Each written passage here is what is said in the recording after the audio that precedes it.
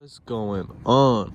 So today we will be doing a comparison between the Air Jordan 12s Maniére's replica versus retail. We got the black pair right now. Excuse me. And like I said, I don't really get into the boxes too much because that can easily change, but I'll get into this briefly just to kind of explain what's wrong with the boxes right now. Again, this can change very easily. So the replica box has plastic. It's very foggy. You can kind of see that already compared to the retails, which is a lot more sturdy and a lot more clear. Just look at that. But also these are the same size, and the replica box is a little bigger and a little darker. Now with that being said, I'll put these side by side and we'll get right into it.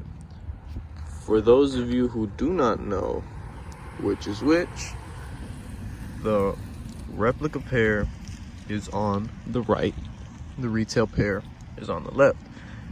Now, there are definitely some flaws and definitely some things that kind of make this one a little bit more obvious, but for the most part, they did a damn good job. And this is like the best batch out right now, at least to my knowledge. This is a H12 God Killer, whatever the fuck you want to call it, batch of Maniére 12s, and they did a pretty good job. They did cut corners in terms of quality, which I'll get into right now. So let's take a look at the one with the Jumpman so that we can get right into this. Now, first of all, retail comes laced up completely, which again, easy fix. You can change that. The color is a little bit lighter on the replica pair, and something about this mudguard just seems to come way too, it looks fucking long as shit. Like it comes way too much to this whole box. The materials are pretty similar, you know, compared to the rep. The Jumpman looks nearly identical. If anything, it's a little bit darker on the real pair. The back tab looks to be a little bit taller, as you can see, and also something I noticed is the materials sort of switched a little bit on the retail pair. As you can see right here, it's not like a leather, but it is slightly different, and compared to the rep, they didn't really catch that. And it also changes right here when we're going to the 2, 3. See, it's a little bit different. Now, as you can see, definitely taller on the rep by a little bit, but the font and stuff is great. This is also a little bit darker, a little bit lighter. Now, the main giveaway for me with these is, for one, the overall shape. You can kind of see that it just looks a little too boxy, and over here, just a little bit smoother. Also, this shank right here is a big difference. Just look at that. The size is almost double on the replica pair. Look at that shit. Look at that shit. Big difference on the shank. Like notable.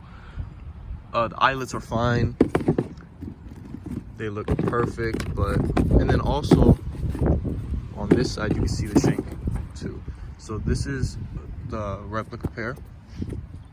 And you can see there's not too much on the word Jumpman. And look at the big gap. That's a big difference right there. The words Jumpman. They have a huge gap in between them. So, oops. Actually, no, on the retail pair, there's a bigger gap. And on the rep pair, there's a smaller gap. Sorry for the confusion. But the biggest difference that I obviously notice is the lining. Now the lining looks pretty spot on, right? But I don't know if you can see it on camera. It just looks so much thinner. Like, look at that compared to this. This looks like it's really stitched, you know, really looks like it. You could feel, this shoe almost feels heavier compared to the replica version. And you can just see the padding is like weak right there. And this one's kind of got some fight to it, you know, it's not as weak. I would say the lining comes up a little bit, but you know, I don't know the quality control on retail pairs, so I don't want to say that's a sign. The biggest one for me, oh my God, the biggest one for me is the shank. It's just too big, very noticeable. Obviously not on feet. And then the bottoms are pretty spot on. If anything, the retail pair kind of has like a, almost looks like a Sharpie, and this pair is a lot darker.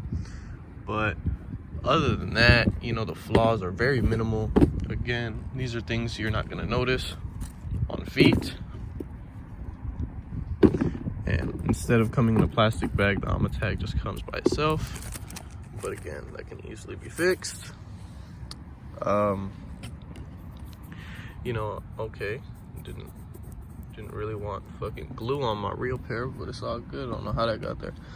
But yeah, this is a still pretty close comparison. And to be quite honest with you, if these hadn't crashed, you know, I would have preferred the replica pair. But these crash in value so much that if you can get your hands on these for like $220, that's pretty good. I would rather go with that than these, to be quite honest. But you know, Alma ended up costing me like $260, and that was fucking retail, because retail was $225 plus taxes and shipping and all that shit. So this one hurt a little bit, ain't gonna lie, but definitely solid. They're not perfect, but they're solid. And you can also see right here that the lining does not peep up at all. And on the real pair, the lining does show a little bit, and it just looks a lot cleaner. You can just see that. Look at the stitching is just cleaner, and this is just flat. You know what I mean? So it's just little differences here and there. The A is perfectly fine. There's no flaws with that. But other than that, I think they did a pretty good job. You know, overall, pretty solid pair. Have any questions, y'all know what to do. And I'm out. Be safe. Peace.